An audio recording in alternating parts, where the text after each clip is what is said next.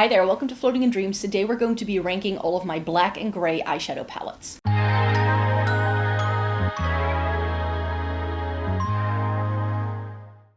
Welcome to everybody watching today. Thank you so very much for joining me. In today's video, we're going to be doing a palette ranking with all of my black, gray leaning color stories. They're of course going to be more cool toned, but this is not going to be my cool tone ranking. I wanted to pull it apart ever so slightly so I can focus the cool tone ranking that I will be doing for you next month in August to focus that one on like cool tone neutrals. And I feel like black gray palettes aren't always neutral palettes for me. So, and I had a look around my collection. I was like, oh, but those are actually pretty abundant in my collection. So there could be a little bit of overlap with the cool tone ranking I will be doing next month. But I feel like all of these lean fairly gray / towards black. So let me get to the ranking of these palettes. I have 14 palettes to rank for you, and some of these are going to be slightly not just straight up black and gray palettes. I do have to preface the ranking by saying that the 14 palettes I have here for you today are going to have some slightly different shades in than just grays and blacks. I have decluttered a lot of my truly black-gray eyeshadow palettes because I feel if you have one or two of them, you're fine, you're good, you don't need anything else. So that's why I do have some other color stories in here. Case in point is this Flower Nose Black Swan palette, and this will be ranked in the number 14 spot. Not because I don't like this is really good quality, but there is actually going to be a color story that is quite similar to this that I feel is higher up compared to this one. This is essentially a gray tone color story with a pop of red. That's why this is a little bit more special in my book. You get a really nice silver shimmer and this white with like a pinky reddish sort of flash to it. It's a little bit more of a duochrome with this very reflective packaging. It can be difficult to see on camera, but here is what that palette looks like. It's beautiful, it's very lovely, but I also feel it's quite limiting. Whenever I now reach for this palette or think about this palette, I think about just really one look that I like to do, which is the two grays with the silver and then this white in the inner corner. I kind of ignore the red, and the red is the thing that makes the palette exciting. So that's why I don't think this is going to be the longest standing palette in my makeup collection because there are other things that I feel can give me this look that I will be ranking higher today. But this is a beautiful grain tone color story, and if you want it to be a little bit more grungy, you could say almost, because it has that red, I feel it does add something different than your traditional red or black and gray color story. Number 13 then is a limited edition from Dior. This is their 5 Couleur Couture from the Golden Nights collection. This was a Christmas edition a couple of years ago, so it was limited, and this is in the shade Black Night. And you can understand why I think this is a gray color story. You'll see I love gray-black color stories with a pop of red. That's a theme for me, and this is another one that fits that bill. This even has a really nice gray tone navy in, and then this silver. So it's sort of like grays and blacks here and some grungy shades in the middle. It's really, really beautiful. It's a very soft formula though, and every single shade in here has the same level of, I wouldn't even call it shimmer. It's more of like a satin sort of look to them, which is why I don't love them more. I felt that if, for instance, the red was more sparkly and if the silver was a little bit more intense, I think I would have played with this palette a lot more. It is beautiful, it's good quality, it's a unique color story in my makeup collection for sure, which is why I still have it, but it is ranked here in the bottom, because again, I feel I have other palettes that can do a similar thing that I like a little bit better, especially from a texture perspective. Number 12 then is going to be the Cooltrals from Cosmic Beauty. And the reason why I'm ranking it in this video today is because I'm not entirely sure what this color story is going to be. It's called Cooltrals. So when I bought this, I had the hope that this was going to be a cool tone neutral color story. I don't really feel that that's the case. It's quite gray blue heavy, and then the neutrals in here they're neutrals for sure.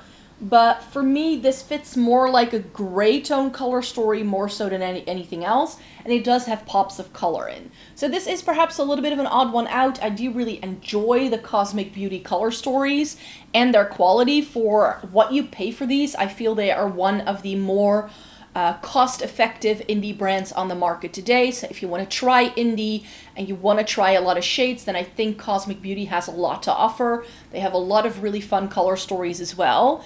So this is an excellent, excellent palette for sure, but if you're looking for a good cool tone neutral palette, this wouldn't be my first pick at all, which is why I'm ranking it here, because I do think that if you want something that's a little bit more gray toned with some pops of interest, then I feel this palette would fit that bill. But because it's not perfect in that regard, the way the color story comes together for me, I ranked it this low. Number 11 then is going to be LH Cosmetics, and this is the Aim Higher palette. This does have some taupes in and some neutrals, but essentially you get 3 grays and a black. This looks yellow in the pan, but it isn't. This shade is actually a really sheer sort of duochrome moment that's more of like a topper. You don't see the yellow on your lid, just so you know. It's a beautiful color story. I really enjoy this, but again, it's quite, even like the taupe shades in here, I feel can be quite gray, especially if you pair them with the grays. If you pair in the other neutrals it has, it can look a little bit more taupe, but I have found that if you put the grays into the mix, this does lean pretty gray toned overall. If you are someone who has a little bit of warmth and therefore feel that most gray and black color stories look wrong on you, it looks too ashy, then this could be something you could enjoy, because you do have some warm-ish tones in here that can perhaps pull the gray tones into a slightly different direction for yourself. But on me, with a more cool to neutral undertone, I feel it does sort of skew more gray leaning. I think it has to do with my undertone more so than anything else. So that's why this one is ranked in the number 11 spot. In the number 10 spot then, we have this Cheeryep palette. This is the Steelheart palette, and it's actually what's on my eyes today. And I bought this because it looked like such a beautiful cool tone color story. It does have pops of pink in, but I feel that the pops of pink are incredibly soft, and what I'm left with is an overall quite gray leaning color story with a really nice deep dark matte black. So that's why I felt this could fit the bill. It also has this really pretty packaging that's not very fingerprint proof, because this color, like this packaging, it gets fingerprints on it so easily. But yeah, especially the shimmers in here are all this sort of like rendition of gray, and you get a gray with like a pinky undertone, and you get a gray with like a brownie undertone that could be taupe, but that shimmer is on my lids actually today, and I felt it looked a lot more silvery than what you might expect from it looking at it in the pan. So it was more silver leaning than I had expected. So it has some beautiful shades in. Cheeryep has some really good quality. They are a C beauty brand, so they're Chinese made, and they target directly to the consumer, and I feel their palettes have the same quality as some indie brands have, especially some of the other ones I've tried. This one isn't that heavy on the shimmers, which is a bit of a shame, but that tends to be the trend within Asian beauty. They love their mattes, and I really enjoy that they do a lot of like multi-chromes and holographic shades and stuff in some of their other palettes that make them feel very on par with things like Bella Beauty Bar and Adept. But those palettes are also made in China, but you kind of cut out the middleman with this one. And I feel that not enough Western makeup brands are doing color stories like this at the minute. This is very muted, and while gray toned, it's very sort of sophisticated gray tones, and that's why I enjoy this one. So that's why this one is ranked in a number 10 spot. It's not fully gray and black, so that's why I didn't want to rank it any higher in this ranking today. In the number 9 spot, we have one of my truest gray-black color stories, and it's the Black Jasmine palette from Kaleidos Cosmetics. This was the first time they ever did the quad, so that it has the lace style packaging, and it doesn't have a sticker on the back, so I always need to remember what it is. But here it is. This is your bog standard black and gray leaning color story. You get 3 mattes, 1 beautiful shimmer. Let me see if I can get it to catch the light. For a shimmer, I feel it has a slightly deeper undertone, so that's why I'm not ranking this super high. But if you want blacks and grays in your makeup collection, and you just want a quad because you want to have it somewhere, but you don't want it to be like an overwhelmingly big palette, then something like this, I think can work really well. The black in here isn't the black as well, so especially if you have very light skin, and black can be an overwhelming shade, at least I find it does. I usually just use it as liner, and that's about as far as I go. But I do think that with this, because it is a softer black look, it's more like this incredibly intense charcoal gray kind of shade, I think it could work really well if you have a very light skin tone. But you know me, I like my intense shades as well, which is why we're going into the number 8 spot with the Melt Mary Jane. No longer around, sadly. And this could also go into a cool tone neutral color story ranking, I'm very well aware. But it has these beautiful smoky gray tones in here. And I wanted to feature it here. I don't know why, but if I think of this palette, I don't think of it as a brown tone palette. Yes, it has browns, and it even has these like taupey golden tones, you could say. But overall, I feel you can very nicely get an intense smoky gray eye out of this, and that's actually the thing I like to do with it the most. Like my most used shades are definitely like some of these brown tones in this, but for these smoky shades, you can't do no wrong with it. And smoky eyes are a classic look, of course, and they're very often done with blacks and grays, which is why I felt this could go with the ranking, even though the overall color story and the fact that you can no longer get it may not make it perfect for this video. But I love this palette, so I cannot get enough. We all know I love a bit of Melt. They always pop up in a lot of my rankings because I have so many of them, and I really rate them very highly. But this is again why I don't rank this any higher, because I do feel you only get 3 shades in this palette. You can no longer buy it, and it therefore doesn't perfectly fit the black and gray bill, but I do feel the things you get in here are really, really good, which is why they still deserve the spot here. More Kaleidos then. This is Venus Trap, which is from one of their later collections, and this is if you want to go for like the softer gray end of the spectrum. So this is on par almost with the Cheeryep palette I was showing you, but this doesn't have any of the distractions. Like this is just grayish tones, but they're these very muted grays.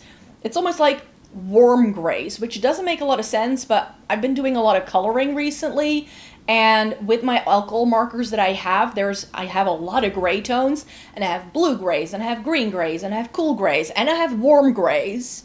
So there is such a thing as a warm gray shade, people, and I feel that these kind of fit that bill, and you have this soft pinky shade, again this really beautiful shimmer here. So this is for the people who want their gray tones but who don't want it to be that stark. I find that especially with pure gray shades, it can, even if you have whether you have a warm undertone or a cool undertone, some grays, you know, if the undertone of the gray isn't quite right, it can look a little stark against your skin, and it can almost look unnatural, like you're some kind of alien, which is not the kind of look we want, of course.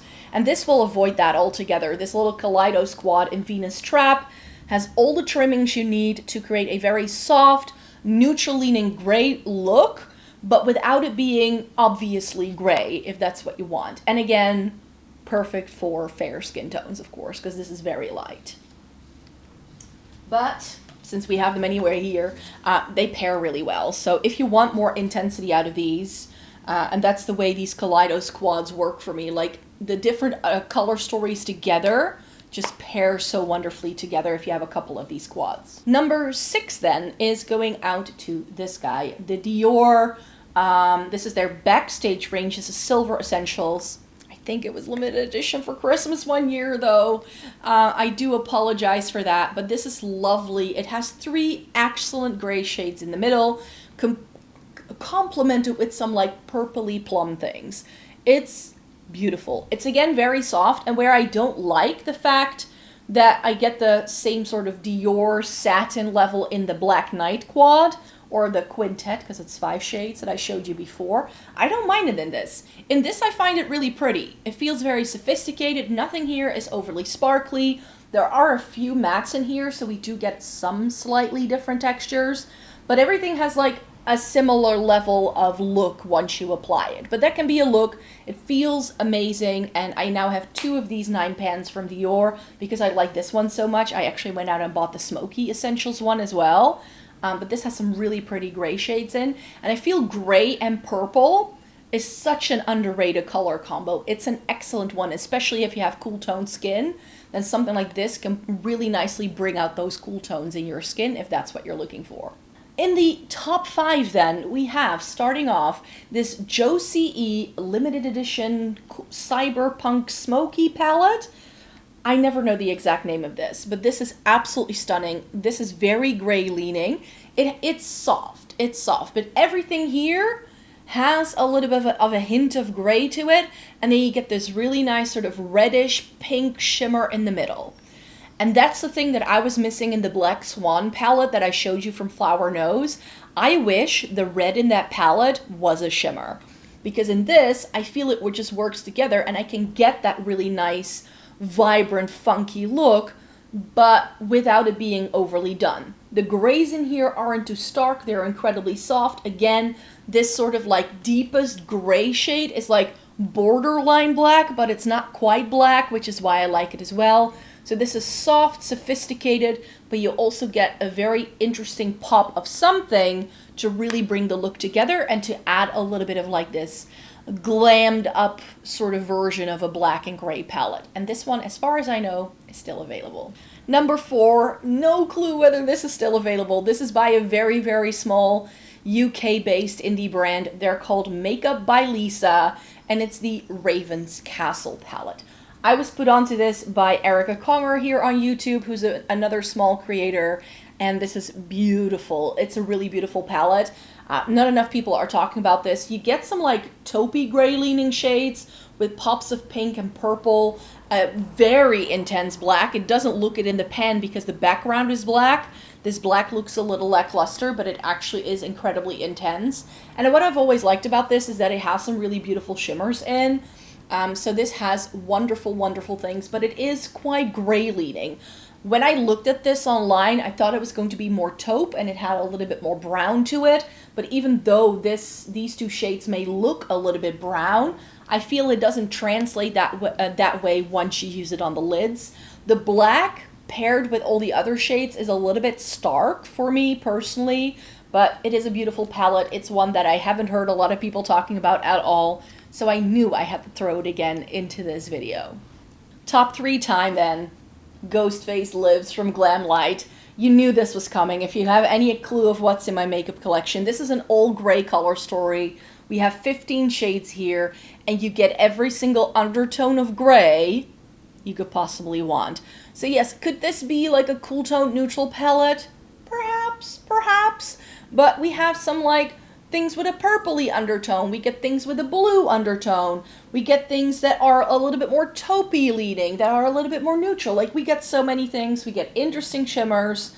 This palette just has a lot going for it. And this was the palette I tried by Glam Light that really made me fall in love with the brand again. I had tried some other things by them in the past and it wasn't, but now I have 3 of their palettes and I really enjoy them. I just feel that they were so successful with these Halloween horror themed sort of color stories that they just keep doing the same thing. So I feel like they're just repackaging palettes at this point, which is why I don't have any more of them.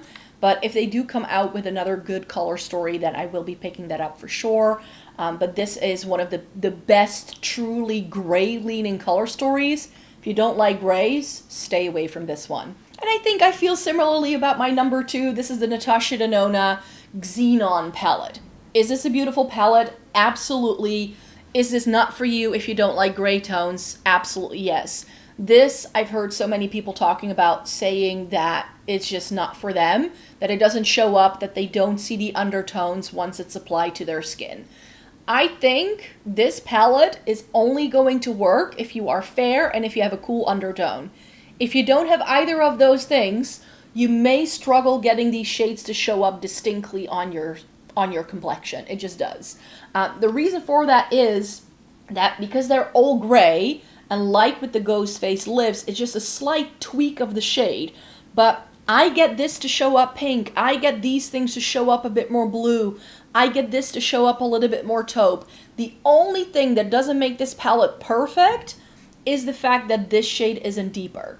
I wish that this was a better transition shade for me, that it had the same level of intensity as this shade had. Like, do you see the vision?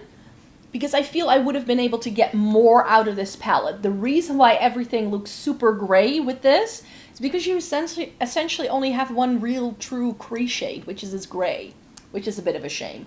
But all of the shimmers in here are nice. All of the products in here are absolutely stunning and lovely. So I do rate this palette really highly. Natasha Denona is one of my favorite formulas on the planet.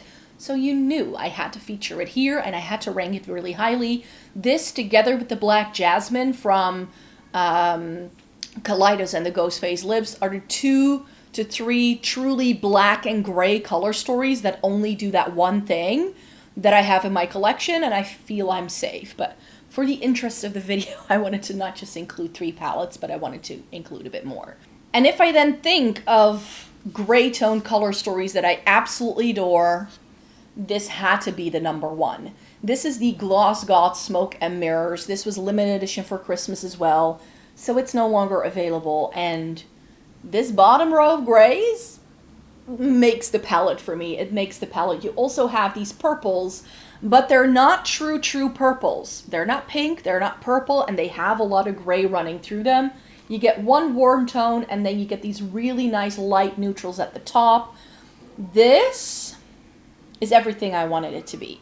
Could this also feature in a cool tone neutral color story ranking? Yeah, it could. But I do feel that because you get so many grays in here, this is going to always have an element of gray to it, and it has so much interest at the same time. So one of the reasons why I don't rank my true black and gray palettes as highly as this is because it can only do one thing. It will always look black or gray. There's no in between. And with this, I feel you get more options to play with. Now, Gloss Gods has been re-releasing some of their older palettes, so part of me is really hoping that this comes back this Christmas, because they did restock the Vintage Glam, which was it wasn't even limited edition, but it was released around the same time as this was, and they did that last year for Christmas as like a, hey, we're bringing this one back. So I'm hoping for everyone who missed out on this. So I'm putting it out there in the ether, Gloss Gods, please give us the Smoke and Mirrors yet again, because I think it would sell really well. So those are all of the eyeshadow palettes I wanted to rank today. Some black and gray palettes in preparation of eyeshadow palette month, because that is what we're doing in August. Oh yes, oh yes, oh yes. I'm already going to be putting it out there, so you can stay tuned for all of that goodness.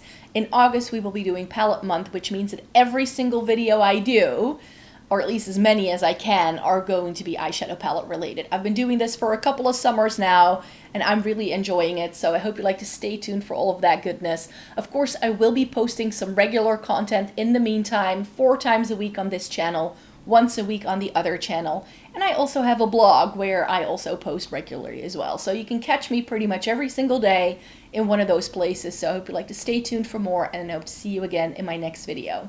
Bye-bye!